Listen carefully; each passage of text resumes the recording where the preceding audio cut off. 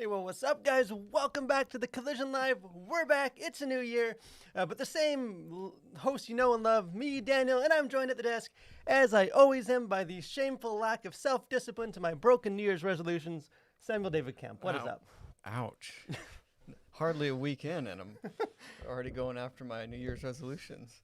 But, you know, New Year, same beautiful us. Here we are. Same us. So this is our first episode. We took a couple weeks off over the holidays to work off our Christmas dinner comas and enjoy all our fancy new toys that Santa brought us. And but we are excited to be back. Always a lot of stuff to talk about. We got a few kind of stories that have happened while we've been off to kind of dig into. Again, if you haven't joined us before, this is our live stream, our podcast where we look at kind of what's going on in the week of pop culture, and then just dialogue, have conversations kind of from the perspective as Christians. What does it mean? How should we engage with it? What does it sort of reveal about culture and where things are going? So again, always lots of stuff to get into, but we also are not the only lovely people on the show today. We also have our crew joining us once again. Stephen and Joni, how are you guys doing? Doing great. New year. Was Santa good to both of you guys? You guys get lots of nice toys under your trees? I did. I think this is my favorite, though. I got a really nice calendar from someone. Yeah, it's hard to. I raised the bar pretty high for Santa. Hard to beat the 17 calendar that I gave Joni in our last episode. And I hope you guys have enjoyed your Captain Crunch. It's all gone, so that tells you what as you it should be. But again, like I said, we have some interesting stories to jump into. So why don't we kick things off like we always do with cultural conversations.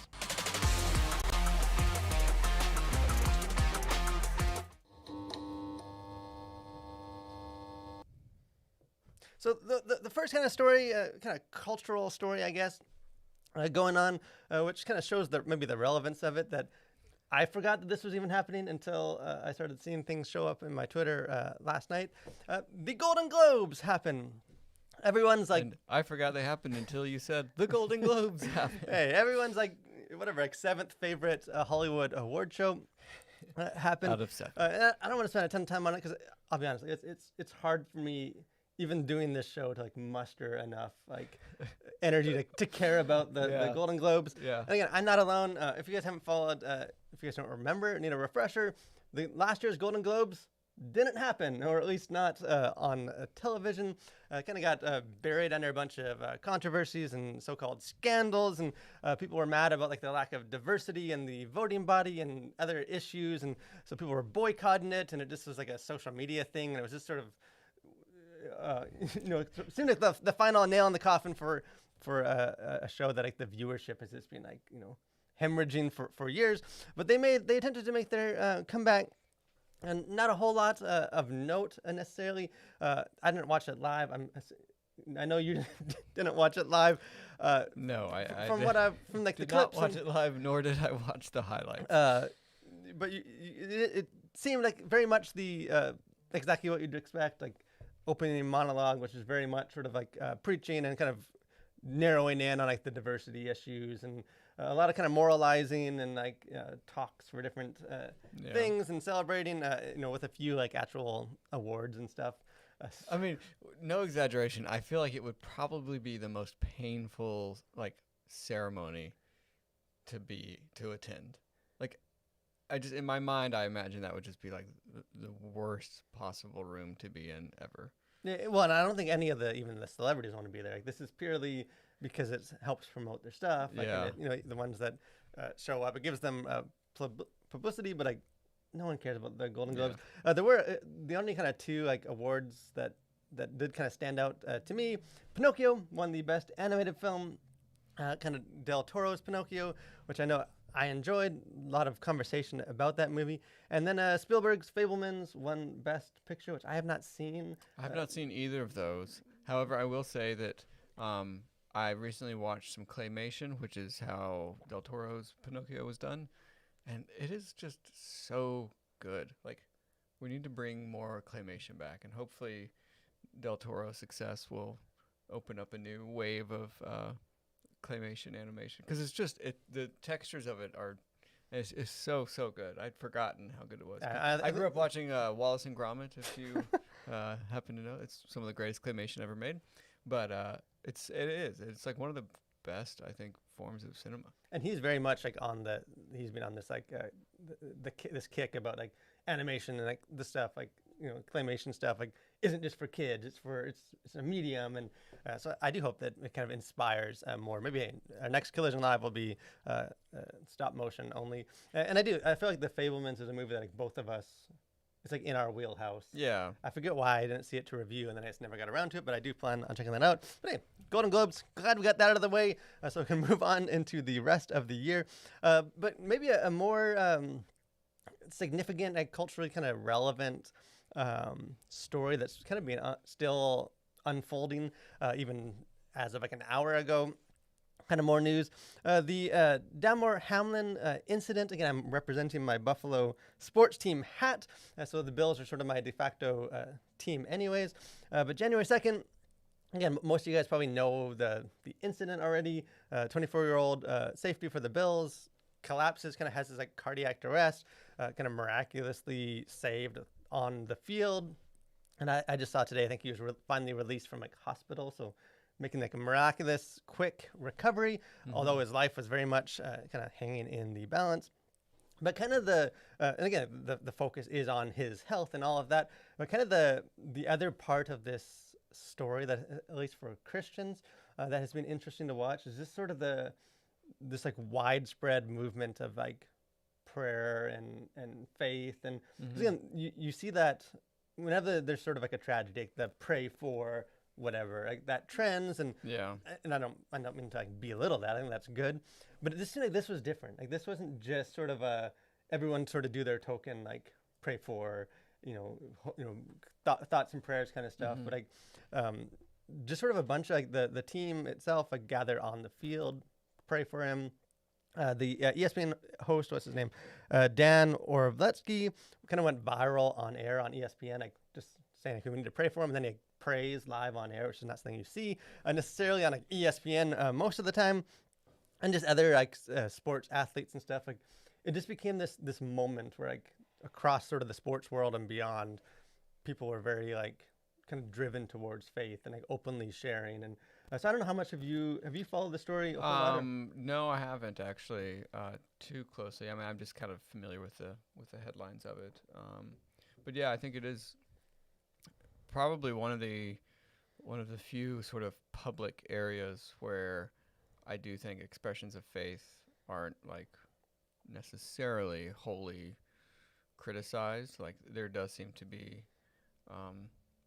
I think there are a lot of Christian athletes, and so particularly in football. In football, I think too. Yeah. So for whatever reason, and so I think, although it's had NFL has had their controversies and there's issues, plenty of issues. I think it does seem to be an arena where some of that faith is tolerated, and I think it's interesting that nobody has faith until they face a crisis, and so it's just interesting that prayer and these sort of things are okay if it's like on behalf of someone who's facing like imminent death.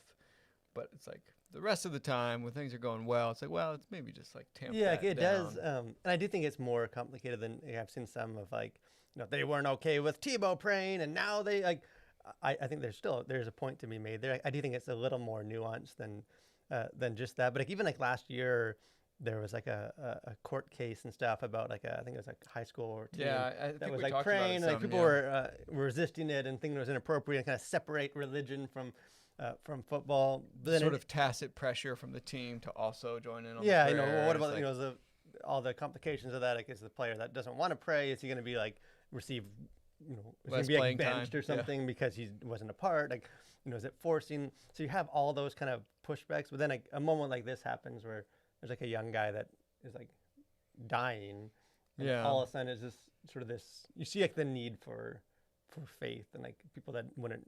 I think you have Christians like the ESPN guy that use that as a chance to like showcase the faith that he has already. But then you also just have like people that don't normally talk about prayer and stuff, almost like driven towards. Yeah, I mean, I think it also just reveals, how human beings think about prayer too. I think it's revealing about how we approach prayer, just sort of in general, not necessarily even prayer to God, but just when you think about prayer, I think most people are like, it's a crisis. That's, I pray and hopefully God or the universe or whoever helps me out of my crisis, and then I can get back to living my life. And so I think that's also sort of at play in and around this. But yeah, it's definitely interesting. Yeah, and especially because it seems like he was just released from the hospital. It seems like he's going to be, okay, and it very much is now. It's like it is a total feel-good story because but it has this sort of being this like unifying, like at least for like in that instant, it seemed like people could like realize, hey, there's things that are more important than just sort of this like divisiveness or like, fighting sort of prayer and stuff. Like we can all kind of agree that, wishing the best for him. So it has, again, we don't even know all the positives like that will come of that kind of long term from that story. And hopefully the more times things like this happen, obviously we don't want near-death experiences more times, but the more instances where people can set aside differences and come together over something, I think hopefully you'll start to see some more like just general unity, at least in this country that just seems completely like on two like opposite tracks at the moment. Yeah, and even I would say too, like just the like not purely like a PR thing, but like I feel like religion and like Christianity oftentimes rightly or wrongly like just gets a bad stigma and rap, and like I feel like this whole scenario has very much come out in a very positive view of faith and understanding. You can sort of see faith in action beyond just sort of some of the more like controversial or like pushback or culture war stuff. Like you see like why faith exists and like what's the power of it. So I don't know. I think maybe that will start changing perspectives of people. We don't know, but it is cool just to see sort of all that God is doing through that very scary situation. Speaking of another situation that is also scary, but for very different reasons. So this is another kind of like pop culture story that just came out, I think last week, which if you haven't seen it, the former teen stars sue studio for kind of child abuse or sexual exploitation. So Romeo and Juliet, one of Sam's favorite stories, the Romeo that he is, the 1968 adaptation of this movie, which went on to win like awards or at least be nominated for a bunch of awards. So it was like a critically acclaimed movie at the time, again in the late 60s, but in this what a time that was, the late 60s. Yeah, as we all remember it fondly, those 60s movies like Romeo and Juliet. But in the movie, the two starred Romeo and Juliet, played by Leonard Whiting, something along those lines, and Olivia Hussey, who was again, he was 16 at time of filming. She was 15. I think she turned 16 while filming. But they, in the film, even at the time, was controversial for having a sex scene with nudity, despite the fact that these are 16 and 15-year-old actor and actresses. So that happened again. There was pushback at the time and stuff. If you want to kind of go back into like in the history, but well, now they're both in their like 70s now. But they're suing the studio for I think $500 million and sort of sharing their story behind that. Like the director of that essentially pressured them into filming the scene, and even when they were filming it, like there was promises made about what would be shown on camera and what wouldn't, and so they kind of felt like they didn't have control over the situation, and especially now, like kind of on the other side of like the Weinstein stuff and the Me Too, like evaluating some of those and being like, hey, we've suffered from this, kind of, we were taken advantage of. So this has sort of become a whole discussion. What are your initial thoughts on adding teenage nude scenes into Shakespeare? Yeah, I'm against it in that sense. Yeah, I mean, it's pretty disgusting, and I also think it's sort of maybe a peek behind the curtain, no pun intended, but I think the movie world of the 60s and 70s was a bit of a Wild West, I think, when it came to everything. And I think this seems like, and again, I haven't done a ton of research into this, but it seems like this is a sort of an apt example of sort of the power dynamics at play in making movies, and especially in situations like this that, say what you will, like there are like people on set that sort of it's their show, and so it's like they're the ones who get the final say. And so I think it is interesting that that it's coming out now and that they're suing now. I think in light of everything that's happened, and I think it's probably, I would think at the time it was just sort of like, well, this is the price of fame or whatever. Like you can kind of make excuses, or maybe they did, and that's why, you know, maybe not much was done about it since then. But you see how like wrong that is. I think now, like looking back, it seems very apparent that like, why would anyone have like greenlit this? And it's funny too that you shared that Roger Yeah, here's Ebert a quote. Because I've been sort of looking at this story of like perspective on like, 'cause sometimes we think of like the whole like Hollywood sexualizing kids and stuff, like as though that's like As that is, in the it's last a like recent, 2 years yeah. Hollywood just woke up and hey, we should sexualize, you know, exploit children, like Yeah. rather than that this is sort of being That's been the case integral, since like day one. because here's Roger Ebert, who actually have a lot of respect for as a movie critic, as a lot of people do. But this, I found his review on this movie because I was just sort of curious, like what were people at the time thinking of this? And this was part of his review. He said, a lot of fuss has been made about the brief, beautiful nude love scene. I doubt whether anyone could see it and disapprove of it, but apparently someone has. The Chicago Board of Education, I am informed, objects to the nudity and will not approve the film for educational use after its commercial run. This is stupidity, which is just like in hindsight, that's such like a crazy, like to keep in mind, like he's talking about like nudity of like 15 and 16-year-old kids. Yeah. Like the idea that could anyone object to, like, you know, this, you know, Well, this it was beautiful, so artfully done. See, yeah, it's See, very there's a difference between, you know, pornography and art. Daniel, did you know this? Well, apparently, according to Mr. Ebert, but I do think it has sort of, again, there's aspects of this whole thing that we don't know. Like we don't know everything going through, because even Sure. as, you know, recently as like 5 years ago, like the actors were like defending the scenes as like, you know, they were essential. We thought they were important. We knew what we were doing, and like, so who knows sort of what's all going on. Like, don't necessarily want to get into that battle because we don't know, you know, like he said, she said stuff, but just the fact that like this happened, and like in light of sort of where we are now as like a culture, just so this is always sort of being an issue as it's sort of taking different forms, kind of over the years. But one thing that never disappoints, regardless of what forms it takes, is the next segment of our show. The one I've been looking forward. I've had to wait weeks for another entry, and one of my favorite parts of this, we have Host Corner.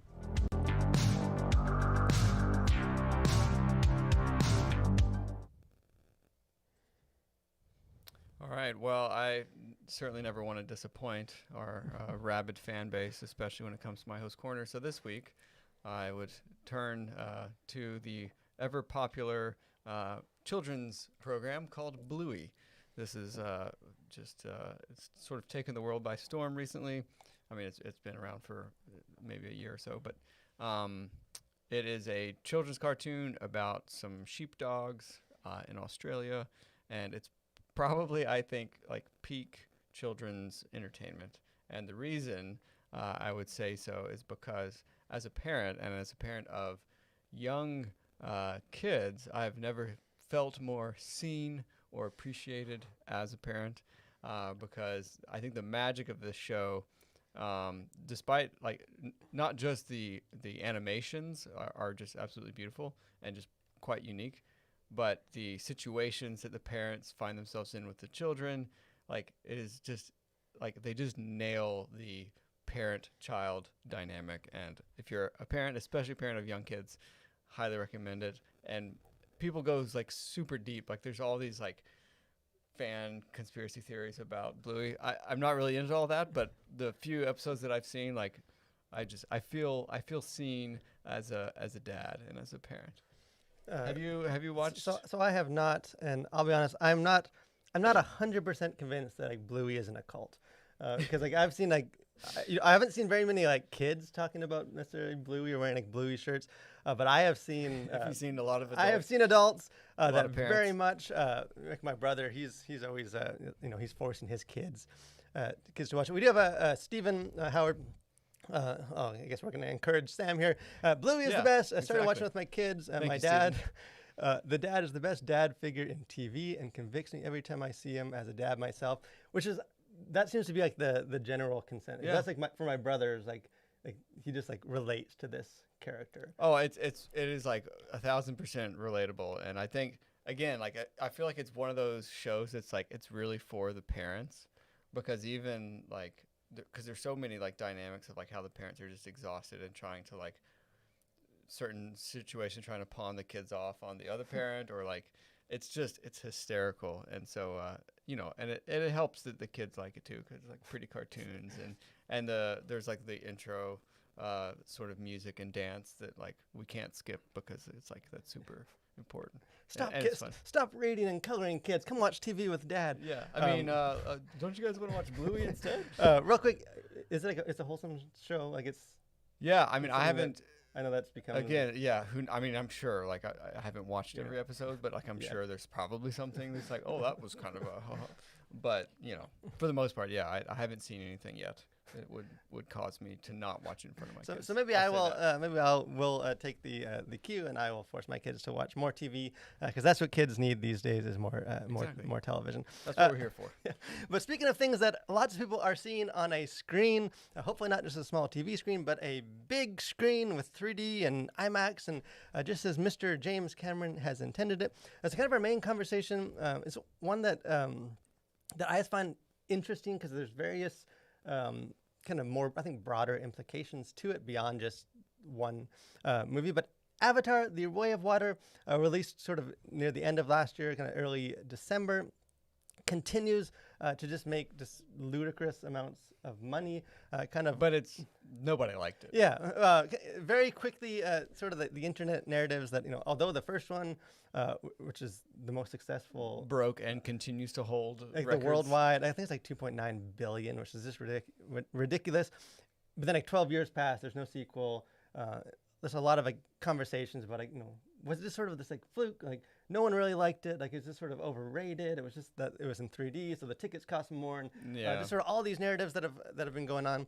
Well, it didn't take the sequel long to kind of prove that there is something to this movie that does appeal to people, does draw people in. As far as sort of checking the numbers this morning, it's currently $521 million domestically, $1.7 billion worldwide. I think it's only been out I think this is its fourth week. It's the seventh all-time most successful earning movie worldwide all-time already. And it is closing in on $2 billion, which only 5 films like in the history of movies have earned over $2 billion. And which is insane. 2 of them might be Avatar movies. So I do think it's, again, there's the movie itself I actually really enjoyed. You can check out our review.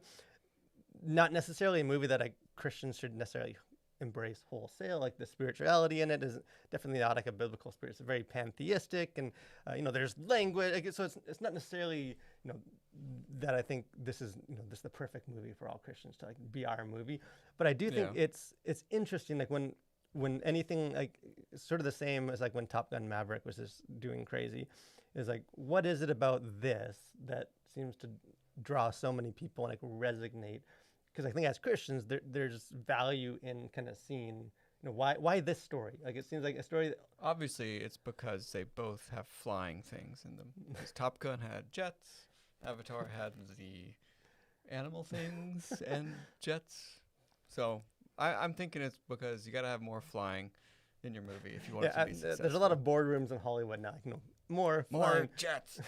But I don't know. So I thought we could sort of get into that a little bit. Like, is there something about sort of the way that these movies are constructed, or the message of these films, or something that kind of resonates in a way that really is like unprecedented? Like yeah. I mean, I don't know. Like my first reaction would be, is it the just sort of pure escapism of Avatar and Top Gun? Like if we're sort of looking at those two, sort of, Top Gun's this cultural phenomenon, and it did just amazingly well in the box office.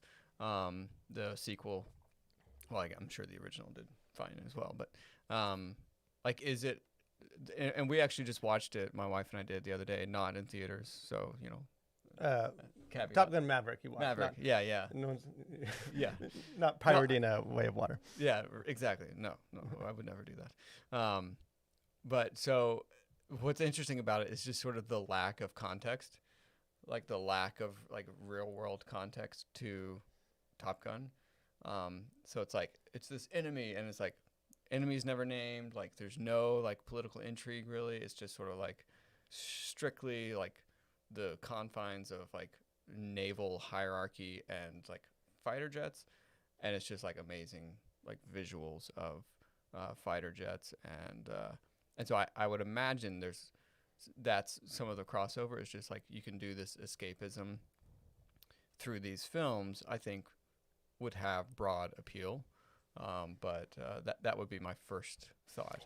Yeah, because Steven in the chat says people enjoy escapism. Pandora, which is the planet that Avatar takes place on, / Avatar is pure escapism and imagination, regardless of its religious views. And I do think that is such a big, like, again, I'm not bothered by, like, I don't think every movie I see necessarily has to like line up with my own religious, like, I think there's value in just the escapism in the story, kind of the wider truth. And again, Avatar: Way of Water is very much like about family and things that I do kind of affirm. But I remember I left the Way of Water movie at the theater thinking like there's something about this movie that was refreshing. And like I couldn't necessarily pinpoint exactly what it was. I was trying to figure it out, like even when I was doing my review for The Collision. And then old Cameron, it was doing an interview. Old Jimmy, as we like to call him, was doing an interview, I think, with the Rap outlet, where he kind of articulated, I think, which at least for me, I think nails sort of, I think, why these movies have resonated, and I think kind of at a larger level. So here's what he was saying. He said, "Let's just be there, right? I mean, that's what I think. That's what this film is saying. You liking what you see? Let's hang out. Let's just hang out, look around, smell the roses. Movies don't do that. We got into a big conflict with the studio brass at Fox with the first film because they kept saying stuff like, well, you can cut out all that flying stuff. We don't need all that. That doesn't advance the plot. I'm like, you're absolutely correct. It doesn't advance the plot. It's doing something completely else. It's allowing people to enjoy the moment. People forget to put beauty into a film. There's a lot of snark and a lot of sarcasm, and there's a lot of cutesy jokes in movies. People playing off things that are super cool, diluting the sense of stakes, sense of jeopardy. I go straight to being earnest. If there's jeopardy, it's real. People could die. And if you like what you see, let's just hang out for a bit. Let's not rush through this because of artificial concepts like plot. It sounds dumb, but it works." And I don't know, what are your takeaway from the quote? Because for me, that was like, that's what I feel. Yeah, again, having not seen the film, it sounds pretty true. The fact that people get so hung up on like plot advancement or like, get to what are the nuts and bolts of this thing here, and don't do any sort of side quests or diversions or add things that add beauty to the film, like just kind of get to the heart of it and move on. And I think that's true, and I think that is something that Top Gun and Avatar have in common, is it is beautifully shot. Like, so it's taking advantage of the medium of film, and I think that's something that can sometimes be lost, is like film is meant to be seen, and like of course that sounds like such a dumb like well, of course it's like meant to be seen, but I think we often forget just the visual beauty of film, how it can be done when done well, and I think this is sort of one of those great examples of you can do it well, and it doesn't necessarily like, progress the story, but it helps build that world. And I think that's, so like anything with like character building or world building, and I think like Andor, I think is another great example of this, is how it took like 3 episodes or so to kind of really get going on like the plot of Andor and what they were going to be doing, like the missions they were going to be on and stuff. And so it can kind of seem like, oh, well, it kind of is slow. It's not much happening, but it's you're building this world so that when you do get to the plot and you do get to sort of the point of the show, that it's way more interesting and you're more invested in sort of the result and seeing what happens in this world. Yeah, it's just the idea that like there's more to like a movie than just like the like very narrow understanding of like plot, as in like the story needs to move, everything that happens needs to all feed into into this one storyline that's always moving forward, or else we kind of lose interest, or we kind of feel like we're wasting time if we're just sort of like, especially like in a movie like Avatar, what he calls like the hangout scenes, where it's just like, hey, here's a blue alien that like meets this alien whale thing, like why don't they sort of swim around and kind of get to know each other? And it's like, well, that doesn't necessarily move like the story forward. But does that mean like there's no value in that? Like, Yeah. and even like, because I know people have called like Avatar, like, it's a beautiful movie, and I feel like that's true in the sense that like visually, like they spend a lot of money to make this thing look good. Yeah. Yeah. But I think even like deeper than that, like I think both Avatar films, like the stories themselves are almost like the point of the story is about slowing down and like appreciating beautiful things. Like, yeah. like it's almost because it's so like contrary to like the very pragmatic, like everything has to. It's sort of the antithesis of utilitarianism, I guess.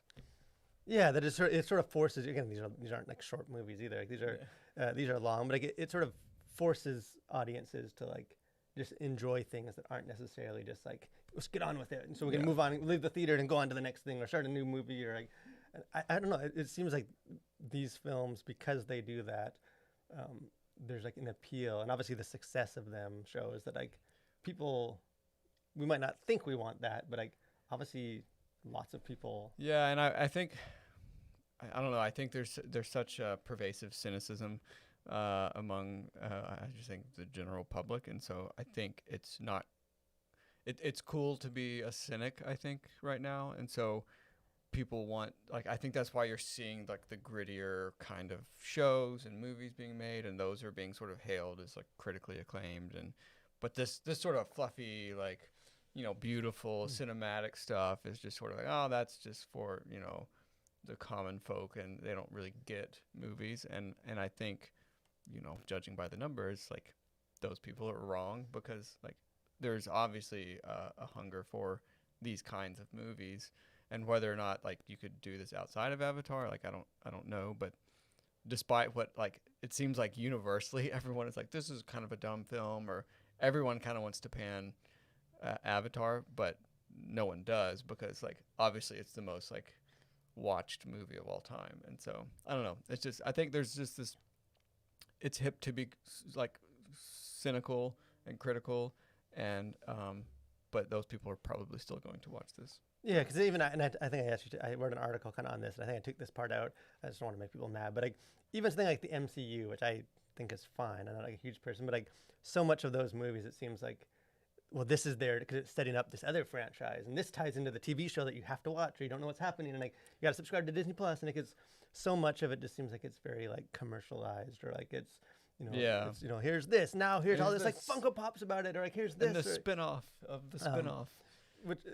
And we've sort of been conditioned to like treat success in that way, of like very commercial and like very has to have this expansive thing, or obviously no one cares about it. Yeah. Where I feel like Avatar is like, hey, here's a movie, I'm gonna wait 12 years. Here's another one, like not trying to set up anything. So I don't know. I think there's lots of reasons why a movie becomes one of the most successful movies of all time. No like simplistic way, but I do think these films have exposed that like there is this sort of desire for beauty and to slow down, and that our lives don't really have space to do that in these films. Like allow people to escape and do that. But hey, let us know if you guys have seen, especially if you've seen Way of Water, or if you've just seen the first Avatar movie. What is it about those films that drew you in? If you did enjoy it, why do you think they've caught on so much? Despite it's funny because it's like this may be the most expensive movie to make in history of film, but it's still like, because of the narratives, like it's almost like an underdog story. Like, it beat the odds. Like, they spent like over $1 billion to make this movie. So it's not, again, it's the biggest underdog ever. Yeah, the biggest, like if Goliath was the underdog against David. But let us know why you think that is. And as Christians, if there's anything about that we can kind of learn about sort of what's driving people in our culture. We'd love to have that conversation. But final thoughts here at the Collision. Do you have any kind of thing going on this week to... Nothing really to plug necessarily. No. I'll say one thing is the Collision Volume 3 is in production now, which is from 2 years ago. we're a little behind on that, but so that you should be looking for that. That'll just be sort of a collection of articles from 2021. Yeah, so again, unrelated to that, our New Year's resolution is to be more prompt with the things that we produce with the collision. I will say, if you haven't checked it out, I went and saw, which is somewhat out of my wheelhouse, but the Megan kind of horror movie that just released, which also became a big success on its weekend, kind of exceeded expectations. Again, there's literally no movies coming out until like Ant-Man in like a month or so. Maybe we'll do some classic film reviews. Yeah. So again, there's a lot of not a whole lot to see. I actually thought it was good, although it is a horror movie. So if you're not a horror person, check out the review for that. And I am planning to see actually tonight Plane, which has potential to be one of the throwback to 90s action flick. Totally looks like a movie that Arnold Schwarzenegger would have starred in if he was 30 years younger. So we'll have the review probably on Thursday or Friday, depending on how that goes. So hey, if you just want to go to the theater, you've already seen Avatar and there's nothing else, check out that review, and hopefully it is still entertaining. But any kind of final words of wisdom to kick off this year, or are you still warming up your... I'm still warming up those engines, so maybe next week. Well, stay tuned then for next week for some of Sam's deep wisdom. I want to thank you guys for joining us. Again, we're excited for this year. A lot of stuff, stories and things we're going to be doing here at the Collision. We'd love to have you be a part of that, become a Collider. Thanks to the crew for being on their A game. No rust over the Christmas break. But most of all, guys, thanks for watching. Stay safe and continue to Collider through the world for Christ.